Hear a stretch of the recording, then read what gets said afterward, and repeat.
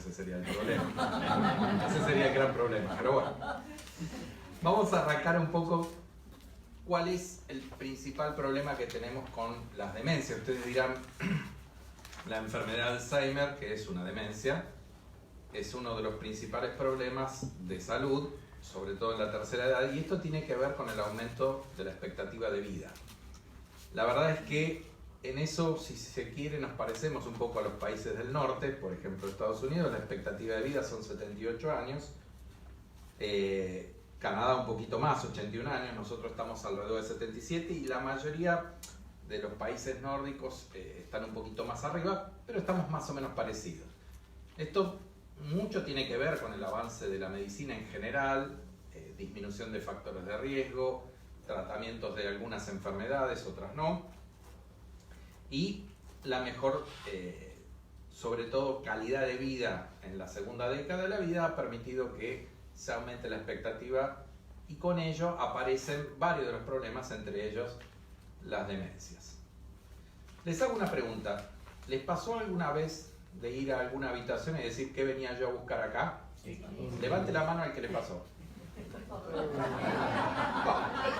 Nos ha pasado a todos y esto tiene que ver con lo que nosotros llamamos una distracción, son olvidos. ¿Sí? A todos nos pasa y nos ha pasado. Esto no tiene que ver con un problema de memoria, por más que la mayoría viene cuando me preguntan, doctor, me pasó esto, sí, a mí también, y es porque todos tenemos olvidos y en realidad tiene que ver más con una distracción. ¿Les pasó dónde dejé las llaves? O el celular puede ser, o algún otro objeto. ¿Les ha pasado? Sí. Levantemos la mano. Nos ha pasado a todos. Obviamente, y eso tiene que ver también con un tema generalmente más de atención. ¿Por qué? Porque si uno deja siempre las llaves en el mismo lugar, es muy difícil que uno las esté buscando. ¿Sí? Yo habitualmente en eso soy bastante prolijo, o están conmigo acá, o están detrás de la puerta de mi casa, pero no hay muchas opciones. ¿Sí? Si uno los va dejando en diferentes lugares, qué sé yo, lo deja en el baño, el celular, y lo va a estar buscando seguramente, porque es difícil que uno se acuerde. ¿Les ha pasado? ¿Nunca me contaste eso? Sí. Ahí ya es más difícil, porque ahí puede ser que sea un olvido, puede ser que sea una distracción, pero también puede ser que nunca lo hayan contado eso.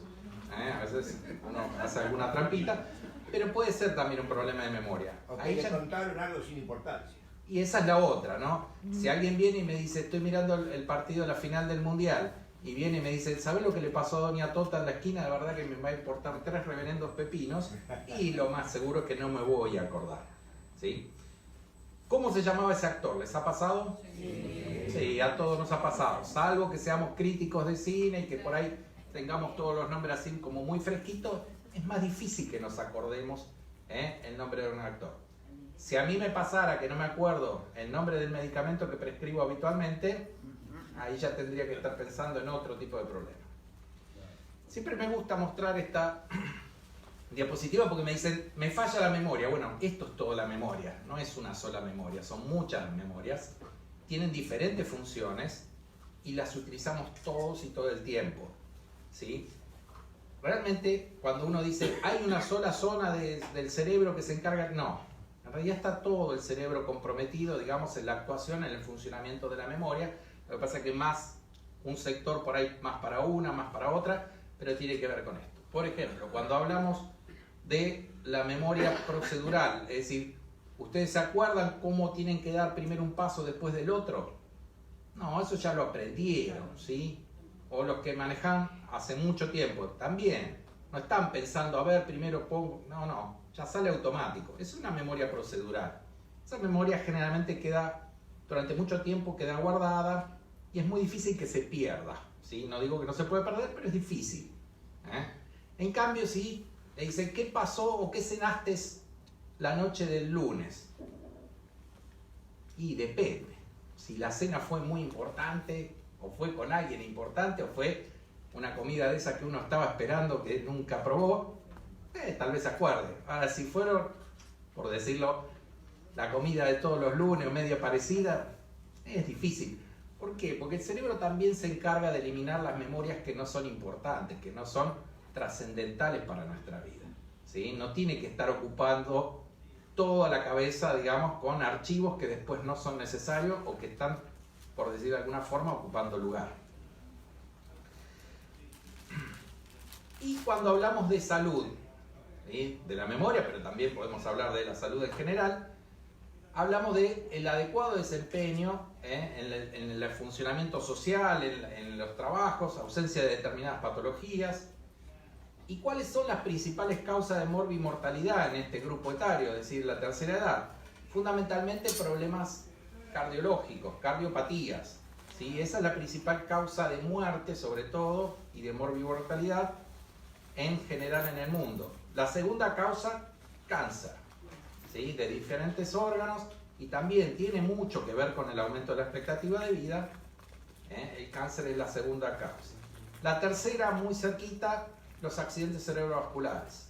¿Saben de lo que hablamos con accidentes cerebrovasculares? ¿Sí? Isquemias, es decir, se tapó una arteria y quedó una zona muerta en el cerebro, así como pasa un infarto en el corazón, un infarto en el cerebro, o un sangrado, al revés, se rompió una arteria, una venita, lo que sea, y generó una gran inundación, por decirlo de alguna forma, de sangre en un lugar donde no tendría que estar. Ese tipo de problemas generan, ya le digo, la tercera causa. Y la cuarta, las demencias, dentro de las cuales aparece por lejos el Alzheimer como la primera causa. Una prevalencia del 10% en mayores de 65 años, pero si hablamos en mayores de 80 al 40%. Es decir, cuando uno habla de gente de 85 años en adelante, casi la mitad tiene Alzheimer o demencia. Yo siempre me gusta poner esto para explicar un poco cómo a veces los médicos tomamos decisiones, sobre todo con los tratamientos, ¿sí? Y esto tiene que ver con una pirámide de toma de decisiones. Cuando uno habla de metaanálisis, habla de estudios que están bien diseñados, ¿sí?, y que se han reproducido en diferentes partes del mundo y que dan más o menos el mismo resultado.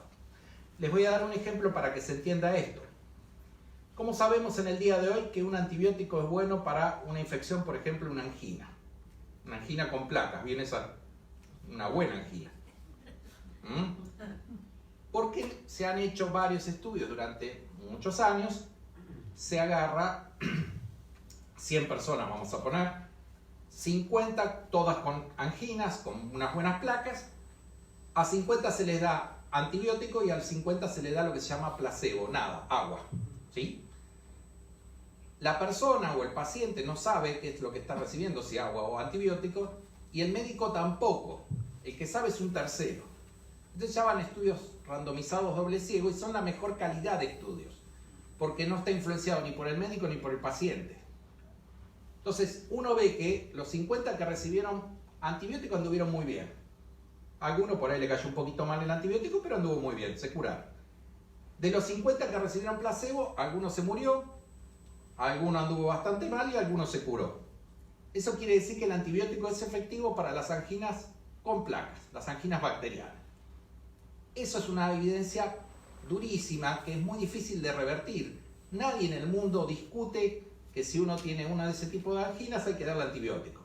Y así podemos buscar varios ejemplos, qué sé yo, diabetes, hipertensión arterial, etcétera, etcétera, ¿sí? Esta es la mejor calidad de información que podemos tener, la mejor evidencia, le llamamos nosotros. Después la revisión sistemática, que es menor calidad, y así vamos bajando en la escala, pero uno tiene esta pirámide como el principal factor para tomar decisiones. Por ejemplo, yo les hago esta pregunta. ¿Alguien piensa que el perejil es útil para bajar la presión arterial? No se sabe. ¿No? ¿Están seguros? No, no están seguros. Si yo fuera al campo, de donde viene mi mamá, me hubiesen dicho todos que sí, que es útil el perejil para bajar la presión. Y hay trabajos hechos. Usted me va a decir, pero hay muchos. No, no hay algunos. En China, sobre todo. ¿Sí? Ellos utilizan mucho medicina más, digamos, sobre todo en el interior, me imagino, de China. No conozco China, pero me imagino en el interior que tienen difícil acceso por ahí a la medicina y han comprobado que el perejil en algún porcentaje ayuda a bajar la presión arterial. O sea que tienen razón, pero no hay tanta evidencia. ¿De acuerdo? Muy bien. Y por ejemplo, ya que hablamos de presión, ¿cuál es la presión ideal para alguien de la tercera edad? Bueno, esto es un trabajo de los americanos que trabajan bastante mejor que nosotros en esto de hacer diseños de poblaciones importantes y donde ven que hay información que es muy fuerte, otra más o menos y otra muy débil. Entonces, ¿qué recomendaciones, por ejemplo, para el manejo de presión arterial? Bueno, por ejemplo, cuando son mayores de 60 años, es recomendable fuertemente comenzar tratamiento cuando la presión sistólica, es decir, la máxima, está persistentemente por arriba de 15. A veces me vienen al consultorio y me dicen, doctor, yo estoy muy bien con esa presión de 17. No es bueno, no es bueno, ¿sí? ¿Por qué? Porque esto está bien comprobado que es importante que si uno tiene 15 de presión de máxima, hay que bajarla para mantenerla por debajo de estos valores. Y esto reduce el riesgo de muerte, accidente cerebrovascular y eventos cardíacos. Como le decía, 3 de los 4 factores de riesgo más importantes de morbimortalidad en la tercera edad. Así como esto, hay consejos de prevención, que son los controles de factores de riesgo vascular. Esto se lo va a decir el clínico, se lo va a decir el cardiólogo y se lo va a decir el neurólogo y les diría que todos los ólogos que vayan a consultar. ¿Por qué? Porque nos sirve para todos los especialistas, no importa la especialidad que hagamos.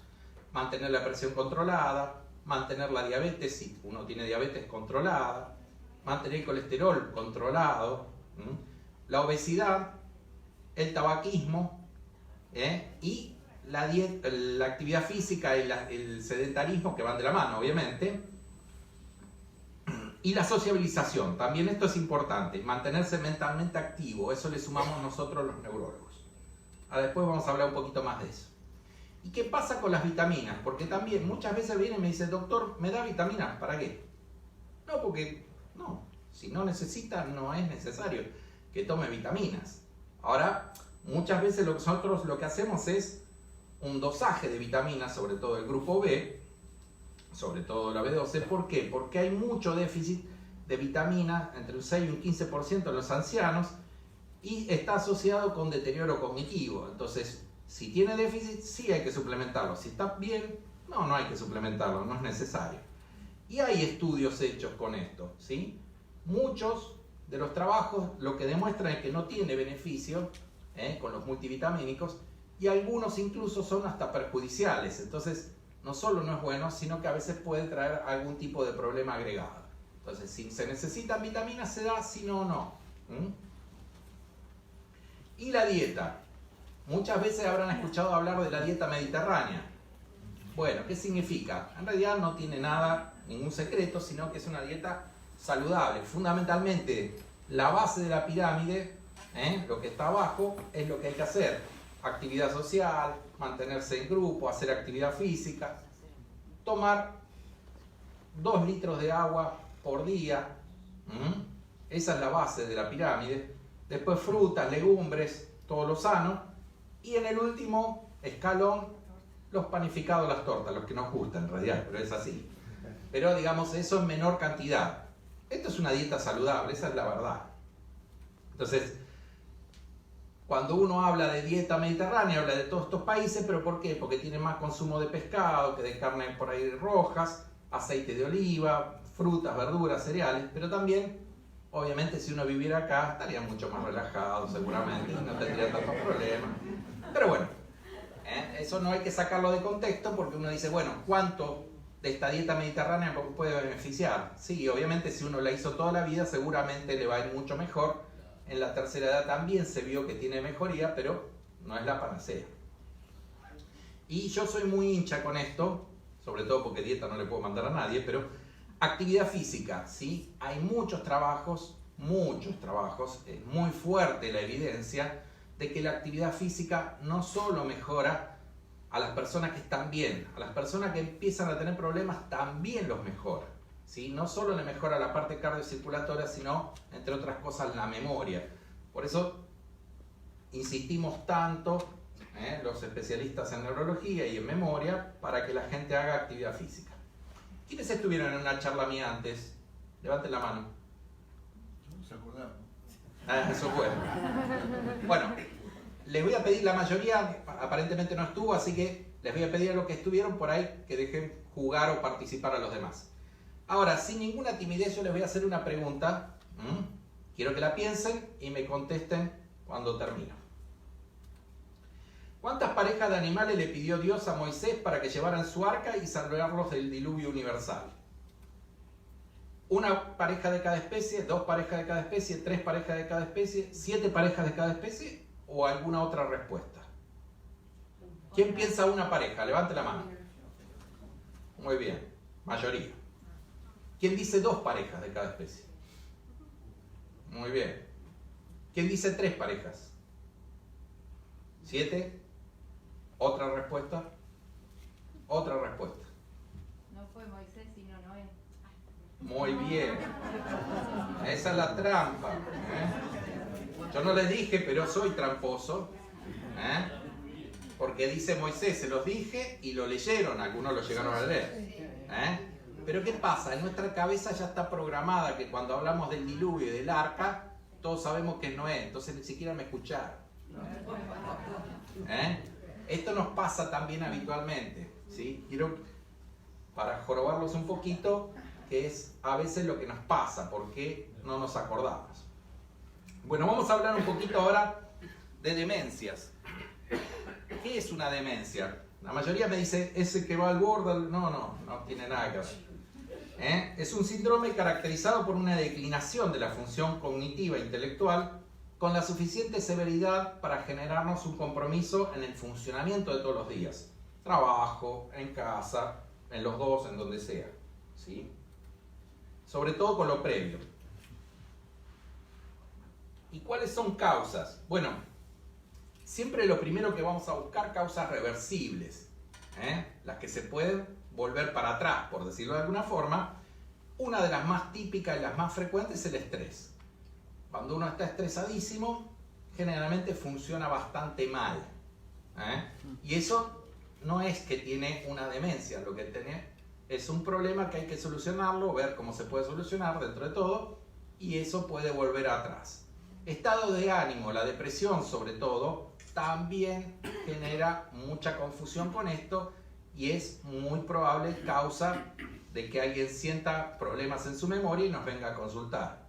A veces somos nosotros mismos, los médicos, los que generamos el problema con algún fármaco que tiene algún compromiso en la esfera cognitiva. Siempre digo, no a propósito, obviamente, no estamos tratando, pero a veces uno dice, bueno, le voy a dar esto que le va a ayudar para funcionar otra cosa. A veces pasa con los somníferos, algunos medicamentos que a veces no están recetados por los médicos para dormir y que sabemos que generan problemas. Antipsicóticos, anticonvulsivantes. Si alguien tiene convulsiones hay que darle un anticonvulsivante. Lo que a veces hay que hacer es un dosaje porque puede ser tóxico, etcétera, etcétera. Los traumatismos de cráneos también pueden ser causas de generar problemas, entre otras cosas, cognitivos y de memoria. Muchos, si son leves y no generaron un daño, una cicatriz en el cerebro, puede revertirse y puede mejorar el paciente. Causas metabólicas, un trastorno en el sodio, en el calcio, tiroides, etc. Infecciones también, incluso las más graves, las encefalitis o las meningitis con encefalitis, que pueden generar problemas y si uno no las agarra a tiempo, a veces eso puede ser irreversible, pero si uno las agarra a tiempo, puede mejorar. O la hidrocefalia, por ejemplo, que es otra causa. Cuando hablamos de enfermedad de Alzheimer, es lo que describe este médico alemán, que en realidad no es lo típico, una mujer joven de 51 años que tenía alucinaciones, paranoia, insultos, y hace la descripción anatomopatológica que es actualmente la clasificación de la demencia de tipo Alzheimer, que son, a ver si se llega a ver bien, sí, esto que estoy señalando con la flechita, que son las placas de amiloide, muy bien, y ¿qué más? Y los ovillos neurofibrilares, excelente, se ve que estudiaron, muy bien. Que son adentro de la neurona. Esto hace que las neuronas se vayan perdiendo, se degeneran y eso genera la complicación. Actualmente sabemos que esto se puede detectar hasta 20 años antes, ¿sí? Más que nada las placas de amiloide y después los ovillos neurofibrilares, y esto nos puede hacer predecir en parte quién puede tener Alzheimer y quién no. Esto es un poco la epidemiología. Como les decía, El principal factor de riesgo, se lo dije hace un rato, es cumplir años. Cuanto uno más años tiene, más chance tiene de tener esta enfermedad. O sea que es el primer factor de riesgo. Fíjense, cuando uno hace cálculos de la expectativa de vida, las chances de que en el mundo va a haber mucho más gente comprometida. Fíjense, actualmente, bueno, estos son datos de Estados Unidos, pero tienen 5 millones de personas comprometidas con esta enfermedad y esperan para el 2050, si no hay una cura, alrededor de 13 millones. Es decir, se les va más que duplicar la cantidad de personas con este tipo de problemas. Otro de los factores de riesgo es la genética. Por suerte, lo que nosotros hablamos de el Alzheimer genético es un porcentaje muy bajo, alrededor del 2%, que tienen generalmente familiares comprometidos y sobre todo de baja edad, menos de 65 años. Eso es lo característico para pensar en una enfermedad de tipo genética. La verdad es que la genética es compleja, es bastante heterogénea. El 97-98% son los que nosotros llamamos casos esporádicos. Esto porque por ahí alguno vio la película y se acuerda, este es un típico caso de Alzheimer genético, el de Alice. ¿Y cuáles son esos factores genéticos? Bueno, en el cromosoma 21, la proteína cortadora del amiloide, en el cromosoma 14, la presenilina 1 y la presenilina 2 en el cromosoma 1. Pero hay factores que nosotros llamamos de susceptibilidad. El más conocido es el ApoE4. ¿Qué quiere decir de susceptibilidad? Se lo voy a explicar para que se entienda. Si ustedes compran la rifa del lechón de fin de año, 100 números, se compran 10 números, ¿se van a sacar el lechón? Puede ser que sí, puede ser que no. Tienen 10 chances. Si ustedes se compran 30 números, ¿se van a sacar el lechón? Tienen más chances. Eso es un gen de susceptibilidad. Si uno tiene un gen de susceptibilidad, tiene más chances de tener esta patología. ¿Sí? No significa que lo vayan a tener. Por eso, habitualmente no hacemos este tipo de estudios, sí en investigación porque es importante, pero no en la práctica clínica, porque no nos va a cambiar nada, o por lo menos no vamos a saber qué decirle, porque le decimos, bueno, usted tiene más chance, y doctor, ¿voy a tener o no voy a tener? Y no sé, no lo sé. ¿Sí? Hay muchos más genes de susceptibilidad. Siempre digo lo mismo, TOM40, por ejemplo, está muy dado en la población china, salvo acá en el barrio que lo tenemos cerquita, no es muy importante para nosotros. Lo que pasa es que los chinos también son tantos que es un gen bastante insignificativo. Nosotros tenemos más por ahí la parte europea, el club, el pican, etc. Pero son genes de susceptibilidad, lo usamos mucho en investigación, pero no en la práctica diaria. Y cuando hablamos de este tipo de demencia, ¿qué es lo que principalmente le pasa al paciente? Bueno, problemas de memoria. ¿Qué memoria? La más reciente, memoria nosotros llamamos anterógrada, ¿sí? La de horas, la de días, semanas, meses atrás, los últimos años. Es probable que se acuerdan de su infancia y de su adolescencia sin ningún tipo de problema, hasta con lujo de detalles, pero la que falla es la memoria más reciente. Problemas del lenguaje para encontrar palabras. A todos nos pasa que por ahí, yo no me acuerdo cómo se llama, bueno, esa palabra por ahí compleja, pero las personas que empiezan a tener este tipo de problemas empiezan a fallar con palabras más comunes o más frecuentes y es bastante más notorio. Dificultad para hacer algunas tareas simples, como por ejemplo ir de compras o tomar un colectivo. Eso ya nos tiene que alertar, obviamente. Desorientación en tiempo y espacio, ¿sí? No les digo que yo, si hoy me dicen, no, hoy no es 18, 19, 20, estamos ahí, no es el gran problema. Ahora, si me dice, estamos en febrero, ahí ya estamos hablando de un problema. Y lo mismo pasa si yo me desoriento, no sé, qué sé yo, en La Plata, ahí sí, puede ser, porque está todo diagonalizado, qué sé yo, no la conozco mucho. Ahora, si es en el barrio que uno vivió siempre, ahí uno tiene que empezar a pensar que puede estar pasando algo. Yo les puedo asegurar, cuando hablo de pérdida en la capacidad de juzgar, que lo primero que se dan cuenta de que alguien tiene problemas son los ladrones. Porque estos son los candidatos ideales para el cuento del tío. Uno no juzga con sensatez, digamos, la toma de algunas decisiones.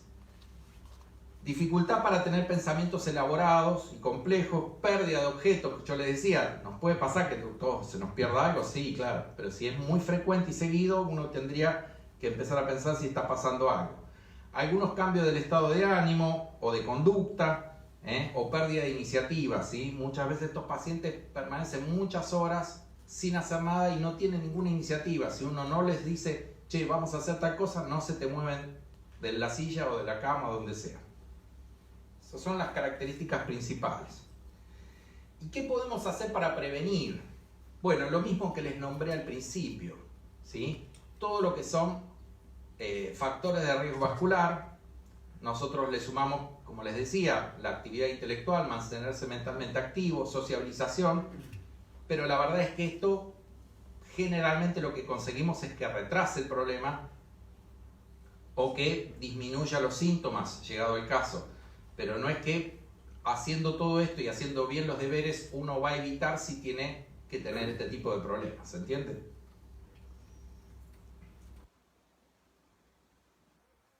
Pedir los médicos, bueno, lo que queremos ver es cómo está funcionando la persona, entonces generalmente solemos pedirle una evaluación neurocognitiva para medirlo, saber cómo está funcionando la memoria, la atención, el lenguaje, la toma de decisiones, este tipo de cosas que charlábamos recién. Imágenes cerebrales, ahora les voy a mostrar un poco qué es lo que buscamos con las imágenes cerebrales.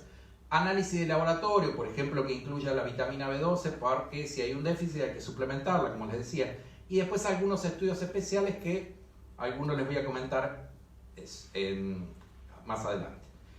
Fíjense, el cerebro que está de aquel lado, sería su derecha, mi izquierda, es un cerebro normal. Este es un cerebro con Alzheimer. Lo que se ve es pérdida de neuronas, hay espacios más grandes. Y esto es como si me cortaran la cabeza así y ustedes me están mirando de frente. Un cerebro normal y un cerebro con Alzheimer, ¿sí? Esto es lo que buscamos en los estudios. Por ejemplo, solemos pedir una resonancia magnética con algunos cortes particulares que nos permita ver esto, ¿sí? Estas áreas que nosotros, los médicos, no somos muy originales. Le pusimos hipocampo porque se parecía a un caballito de mar. La gente tiene bastante imaginación. Entonces, esto que se llaman hipocampos es característico, no digo patognomónico, es decir, no es que sí o sí esto es del Alzheimer, pero sí es bastante característico y sobre todo inicialmente, y lo vamos a buscar en los estudios precisamente porque queremos ver si esto es compatible, digamos, con este tipo de enfermedades. Y estas áreas tienen que ver con principalmente la característica del principal síntoma de la enfermedad de Alzheimer, que es la memoria más reciente. En los hipocampos se asienta la memoria más reciente de los últimos días, horas, meses, años. Entonces, cuando empieza a fallar, muchas veces tiene que ver con esto, con la atrofia de estas zonas y la pérdida de neuronas en estas zonas. Acá vemos cómo esto, que es el hipocampo, empieza a disminuir en la medida que van pasando los meses, los años, ¿sí? Se van achicando, no es el único área, se van achicando las otras también, pero fundamentalmente esta área que tiene que ver, como les decía, con la memoria. Y también pedimos imágenes a veces para no tragarnos este sapo, que es un tumor, otra cosa, pero a veces genera síntomas parecidos o uno dice, bueno, puede ser no, es otra cosa. O esto que es una hidrocefalia, el aumento del líquido en estos espacios, acá se ve por ahí mejor, que son grandotes, y esto es líquido, esto blanco, y está muy aumentado, y eso genera lo que se llama una hidrocefalia, y tiene un tratamiento que es colocar una válvula para sacar el líquido, es como si pusiéramos un drenaje para eliminar el líquido.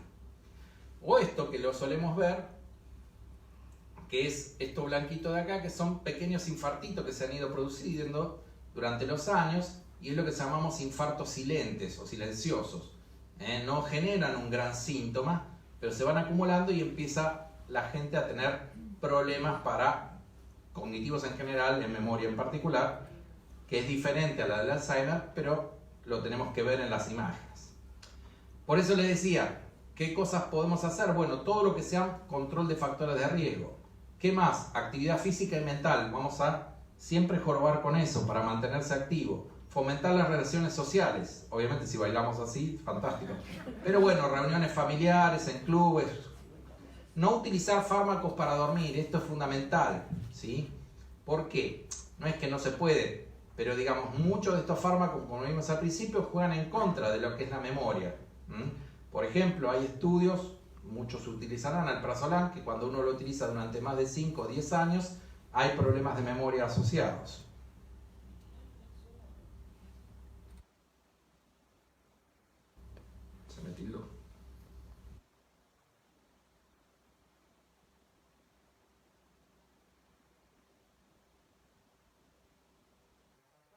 necesarias. Tratar, por ejemplo, si hay problemas del sueño, como las apneas, que no se tratan con medicación, sino con un dispositivo, muchas veces, para que la persona no solo no ronque, sino que no haga pausas respiratorias, que es lo que genera problemas.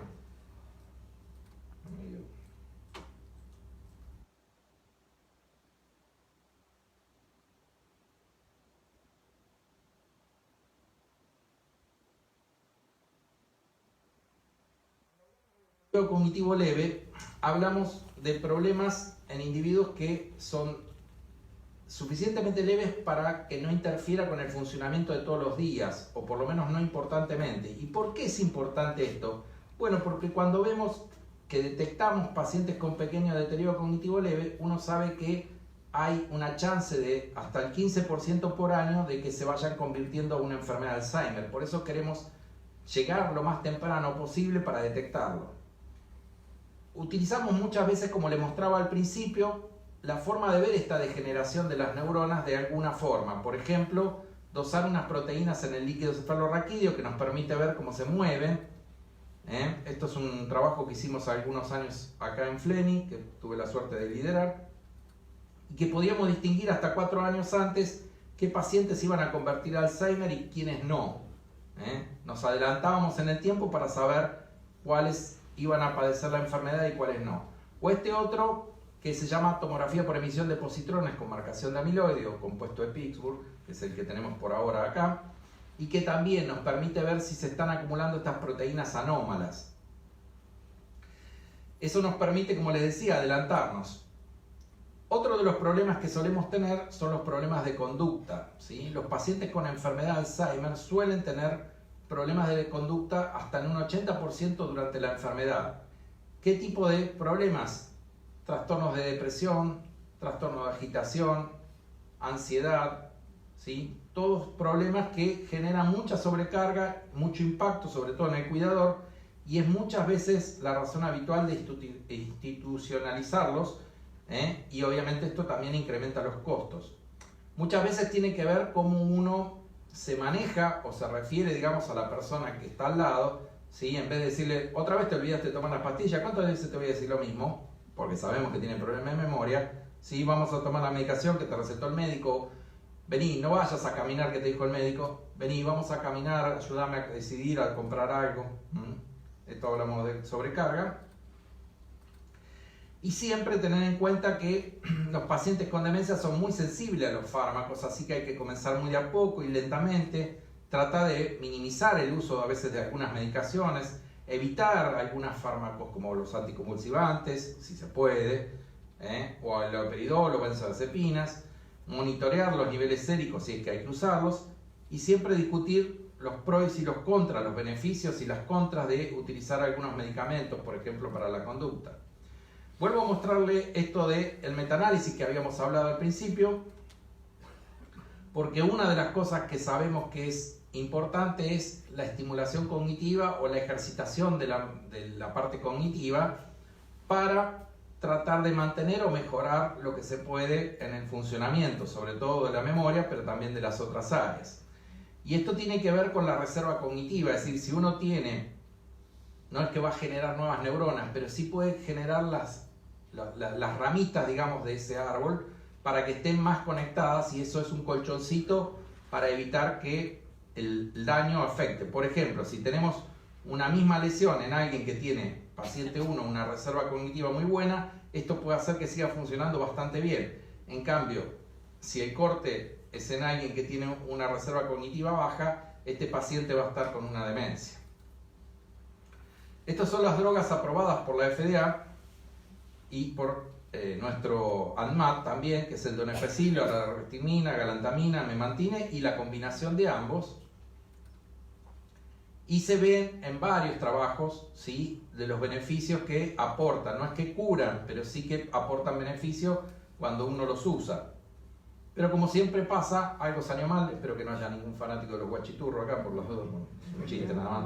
Pero bueno, esto es un trabajo que hicimos con pacientes de PAMI y las recetas de los médicos, donde casi el 50% utilizaban los medicamentos recomendados y un 50% se utilizaban otras cosas. Incluso algunos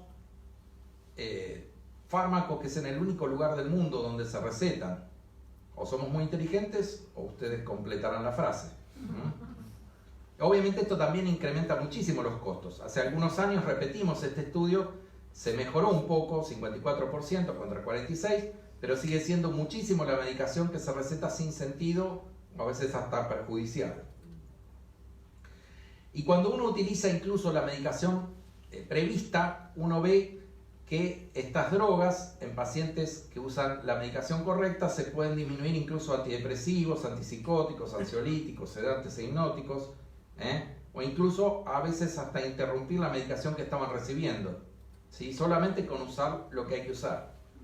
Y como dice Bugs Bunny, ¿qué hay de nuevo viejo? Bueno, ¿qué estamos esperando con los nuevos tratamientos? Investigación hay mucha, lo que pasa es que por ahora no estamos dando para nada en el blanco, pero sigue habiendo mucha investigación. Muchas veces se pensó que las inmunizaciones o las vacunas, como a veces le llamamos, iban a poder prevenir la enfermedad. Funcionaban muy bien en ratitas, pero en seres humanos no funcionaba como queríamos. El 99% de mis consultas alguien me pregunta por esto. Y no es lo mismo. Para los que no conocen de botánica, no es lo mismo marihuana que aloe vera. ¿Y por qué? Porque no hay evidencia científica que avale el uso de la marihuana en la enfermedad de Alzheimer, en la enfermedad de Parkinson, por ejemplo. Sí para algunas epilepsias refractarias, sí para algunas causas de dolor, sobre todo oncológico, esclerosis múltiples, hay trabajos y son efectivos. ¿Hay estudios hechos? Sí. Ninguno dio por ahora beneficio. ¿Hay estudios corriéndose? Sí, sobre todo en problemas conductuales. Hay que evaluar si puede tener algún tipo de beneficio, pero la verdad es que en concreto todavía no hay nada. Van a encontrar muchísima publicidad porque obviamente es un medicamento, entre comillas, que no va por ningún lado, pasa en negro y sale bastante carito. Entonces es una gran ganancia para los que lo, entre comillas, comercializan. Así que yo les diría que no caigan en esa trampa. Para concluir, y después quiero mostrarle algún entretenimiento más, siempre me gusta cerrar con una frase, y si tu plan es 1 año, siembra arroz, si tu plan es a 10 años, planta árboles, pero si tu plan es a 100 años, educa a los niños, es una frase de Confucio hace ya como 4000 años, así que sigue siendo útil.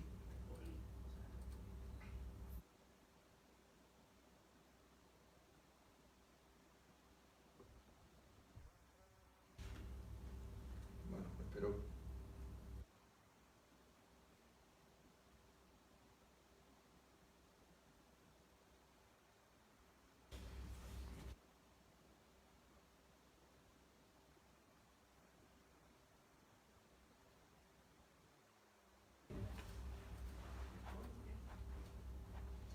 Bueno.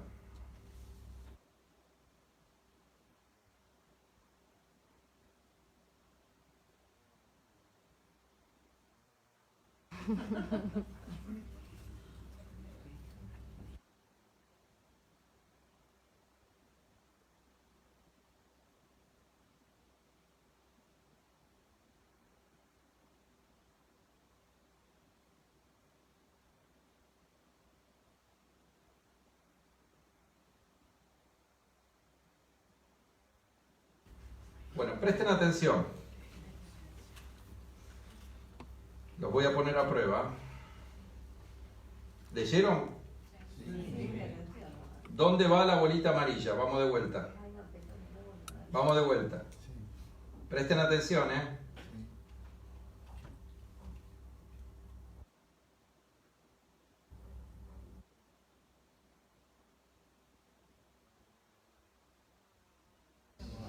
Ah, está complicado, ¿no? ¿Qué pensaban, que le iba a poner algo fácil?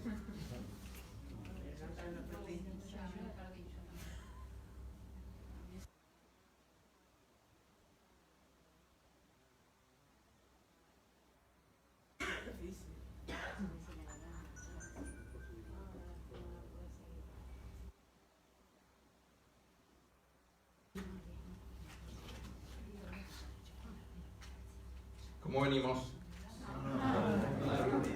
Ya se me retiraron todos. ¿Algo más fácil? No va a aparecer. Bueno, ¿en cuál está?